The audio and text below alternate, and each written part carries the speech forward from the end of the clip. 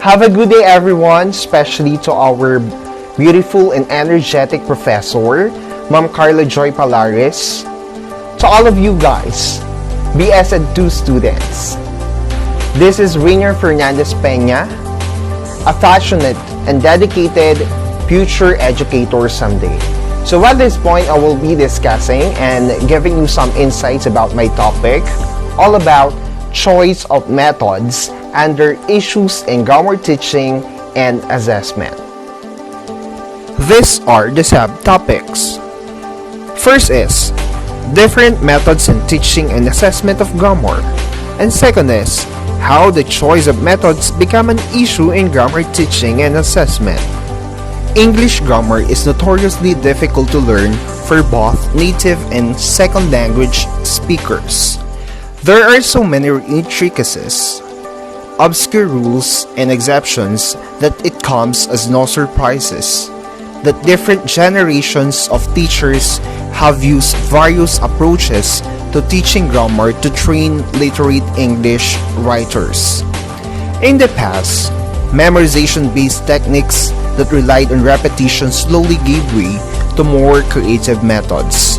Today, we live in a society that prizes literacy and is willing to adopt to more effective methods to achieve the best results in teaching grammar. The different methods in teaching and assessment of grammar. First, we have diagramming sentences. One of the older forms of teaching grammar, diagramming sentences, first appeared in 19th century. These methods involves visually mapping the structures of and relationships between different aspects of a sentence. Especially helpful for visual learners, this method disappeared from modern teaching at least 30 years ago. Next, we have learning through writing. Students are encouraged to explore language through creative writing and reading, picking up correct grammar usage along the way. If there are specific problems with certain grammatical rules, these are covered in a more structured lesson.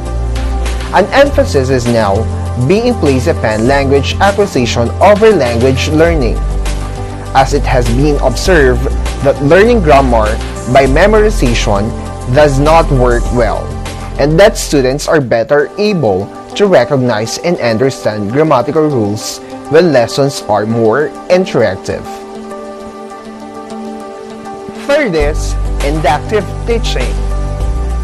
The inductive method of teaching grammar involves presenting several examples that illustrates a specific concept and expecting students to notice how the concept works from these examples. No explanation of the concept is given beforehand, and the expectation is that students learn to recognize the rules of grammar in a more natural way during their own reading and writing. Discovering grammar and visualizing how these rules work in a sentence allow for easier retention of the concept than if the students were given an explanation that was disconnected from examples of the concept. Another is deductive teaching. The deductive method of teaching grammar is an approach that focuses on instructions before practice.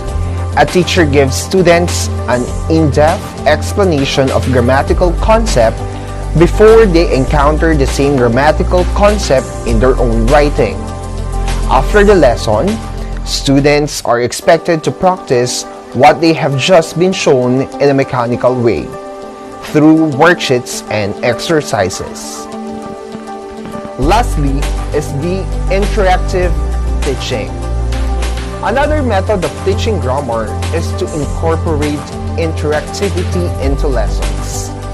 Using games to teach grammar not only engages students, but also helps them to remember what they've learned. This method allows teachers to tailor their lessons to the students' learning styles of students. For instance, each student can be given a large flashcards with a word on it, and the students must physically arrange themselves in a proper sentence. Other games can include word puzzles or fun online quizzes. Over the years, many methods have been developed for teaching grammar and have been built upon, abandoned, or combined, all with the same goal in mind: teaching students how to communicate effectively and understand how to use English language. Because of the grammatical complexity of English, each method has its pros and cons. Some lessons are less likely to be remembered, while others may require more in-depth explanations and practices. Regardless of how grammar is taught, as a well-rounded understanding of English grammar is the most important factor in improving the literacy of students. Therefore, the choice of methods becomes an issue in grammar teaching and assessment, because it is depending on the needs and capacity of students to understand grammar. So that choice of methods is considered as an issue in teaching grammar. It is one thing that contributes in the way students learn. And that's all about my report on choice of methods. Thank you for listening and giving your time to view my video presentation. I hope you learn and gain knowledge out of my topic. Once again, this is Ranier Fernandez Peña. Have a great day and God bless us all.